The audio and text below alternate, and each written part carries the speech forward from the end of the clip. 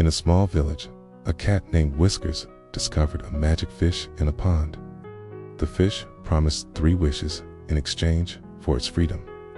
Whiskers wished for an endless fish, a cozy bed, and a bell that rang softly. The fish granted all 3 wishes and swam away, leaving Whiskers content and purring in the sun.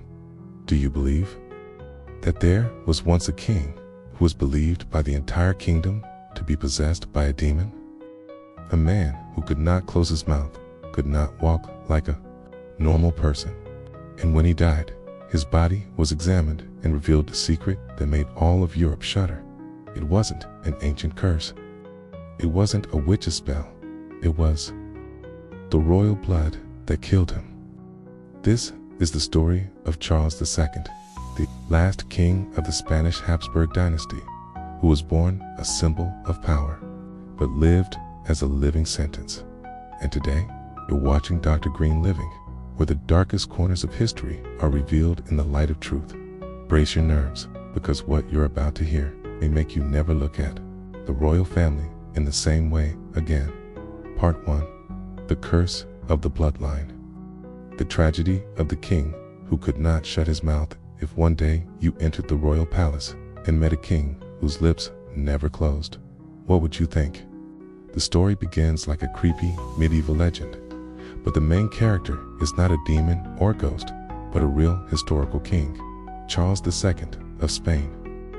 He was not only the head of a vast empire, but also the living embodiment of the corruption in the royal bloodline. From the moment he first appeared before foreign ambassadors, Charles II silenced the entire court.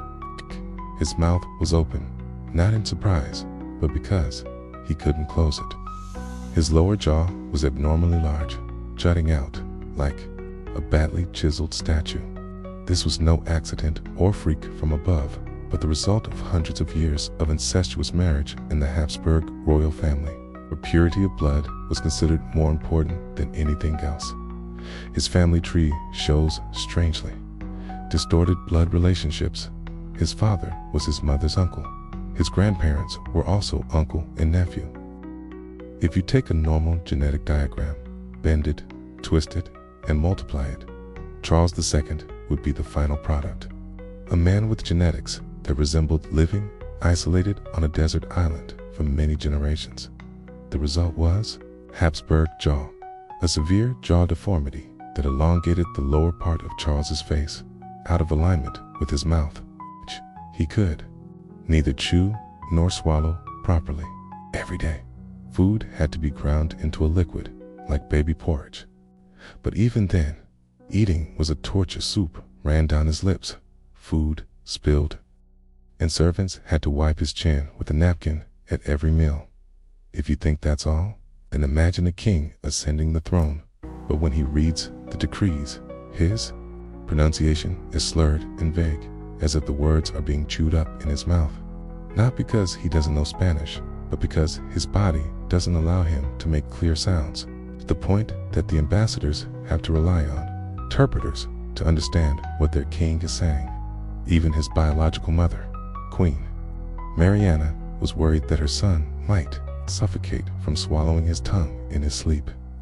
He was no longer a king, but a being bearing the mark of decay from his own ancestors' bloodline.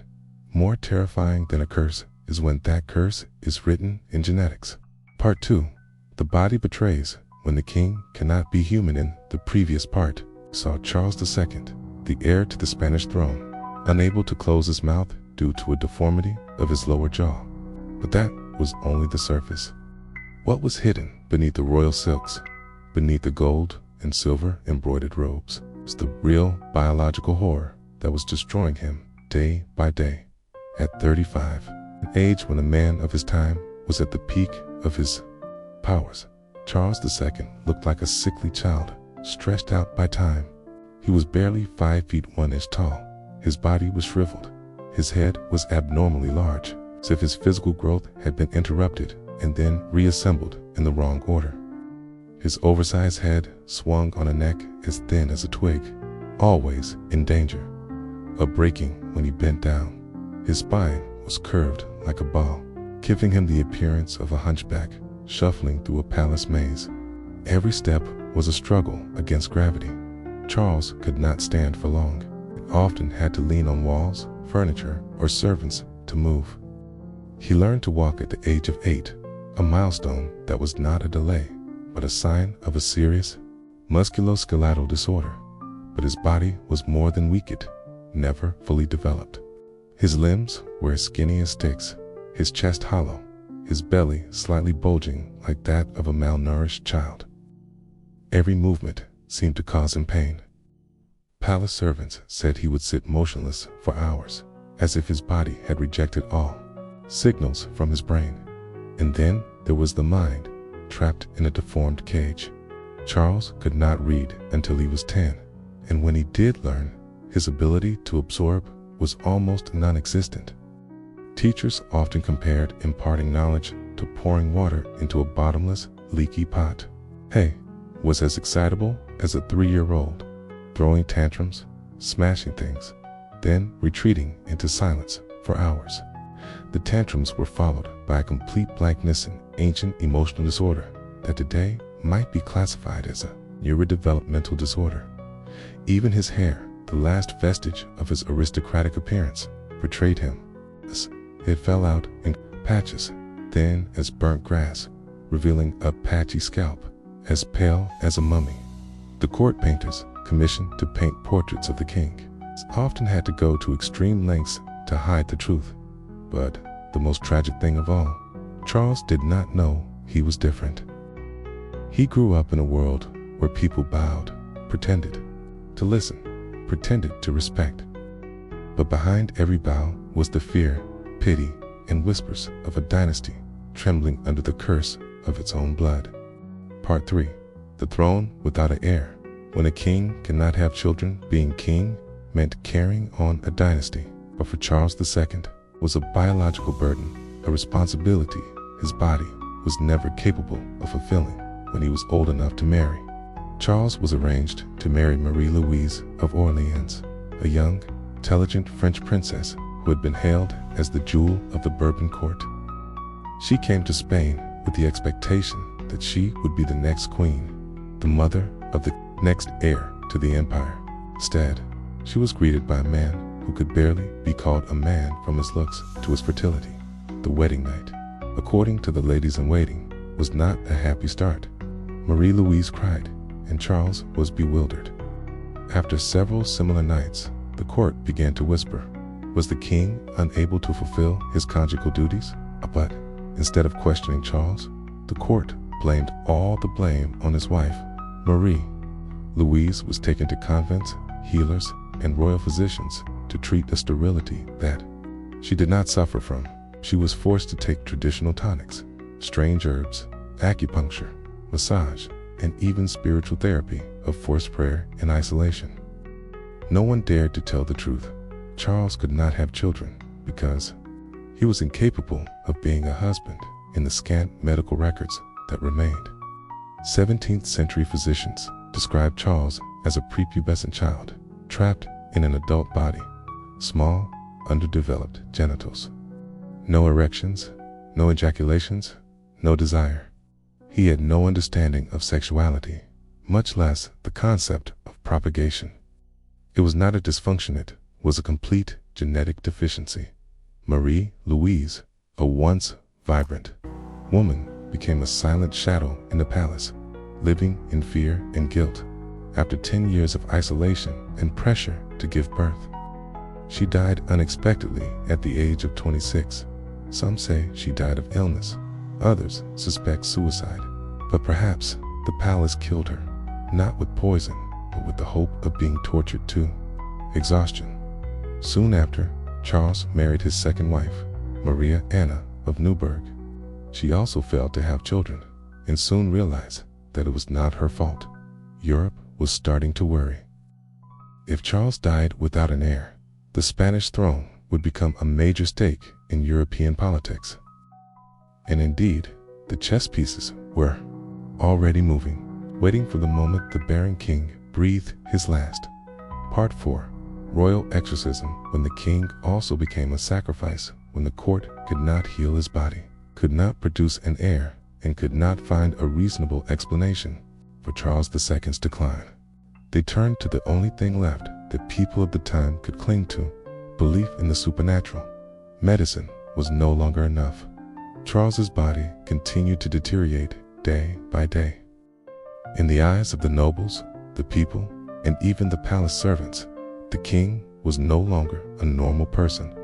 He was possessed by a demon. They began to whisper, then pray, and finally call an exorcist. No, this is no fairy tale. It is a reality that takes place in the Escorial Palace, where once the choirs of royal ceremonies echoed, now echoes, with cries and Latin chants against evil spirits. The ceremony was led by Father Froilan Diaz, priest tasked with saving the emperor's soul at all costs. But the ritual was neither quiet nor private. Rather, it was a public spectacle in the royal throne room, witnessed by nobles and foreign ambassadors, where the Spanish king writhed on the ground, foaming at the mouth as holy water mixed with holy ashes and holy bones was poured over his face every time Charles vomited, collapsed, or shook as if in a seizure. The priest would shout, "The demon is being cast out." And Charles, with his childlike mind, believed. He cried, trembled, and begged for another exorcism every time the pain returned. Records show that a total of 47 demons were declared to have been expelled from the king's body during dozens of rituals. Each time, Charles was so exhausted that he was sometimes unable to speak for days. During one particular exorcism in 1699, he fell unconscious after drinking a holy potion made from holy bones, holy water, and moldy herbs, a mixture that today would cause acute food poisoning. Going further, the entire palace was declared contaminated. Orders were given: burn all items related to previous kings, gifts from abroad, even paintings, furniture. A campaign to cleanse the palace by fire was launched, and from the courtyard, people could see black smoke rising into the blue sky, like a signal of the dynasty's despair. But the scariest thing, people believed it worked.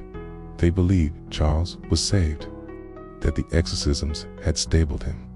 They didn't know, or didn't want to know, that it was just the temporary repose of a decaying body. And while Spain prays for a miracle, Europe is preparing its weapons, but dynasty trembling under the curse of its own blood. Part 5. The Examination of Truth, when the body speaks for itself. For November 1st, 1700, Charles II, the last king of the Spanish Habsburg dynasty, breathed his last. There was no successor, no farewell, only silence in a palace that had once been renowned throughout Europe. The death was not unexpected. Everyone knew this day would come. But as his body lay cold on the bed, the royal physicians faced one final task: to find out what had lived inside the body of the king they served, or rather, what had killed him from within. The autopsy began in secret. But what they discovered was too horrific to keep hidden. The medical report, written by Dr. Geronimo de la Fuente Pirola, still preserved in European medical archives today, describes Charles's body as a map of decay. His heart was as small as a walnut, black and shriveled, weighing less than 1/6 of its normal weight. His lungs were rotting, filled with a foul-smelling fluid that caused some of his assistants to flee the room. The liver shriveled like a desiccated rat skin. The intestines were a purplish gray, showing signs of long-term necrosis. The bladder was distended, and as a final nail in the coffins, the genitals were barely developed, not just sterile, but the physical evidence of permanent immaturity. But what really left the doctors speechless was inside the skull. When the skull was opened, a strong fishy smell immediately arose. They discovered that inside was not a normal brain, but a mass of gray matter surrounded by an unusually thick layer of fluid. Today, we call it hydrocephalus, a condition that causes severe compression and damage to brain tissue. Not a single organ in Charles's body was intact. Not a single part of him was normal. The medical report concluded with one sentence: "It is a miracle that this body ever sustained life, because there's not a single healthy organ in it." Yet, rather than quelling the rumors of demonic possession, the report reinforced the belief that Charles was indeed cursed. How could a man survive in such a body unless some force kept him alive, not out of mercy, but to prolong his punishment? And true to political prophecy, Europe exploded shortly after his death. With no heir, the Spanish throne became the spark that led to the War of Succession, a war that lasted for more than a decade and devastated the entire continent. Charles II left no descendants, no victories, no legacy, only a tragic message etched into royal history.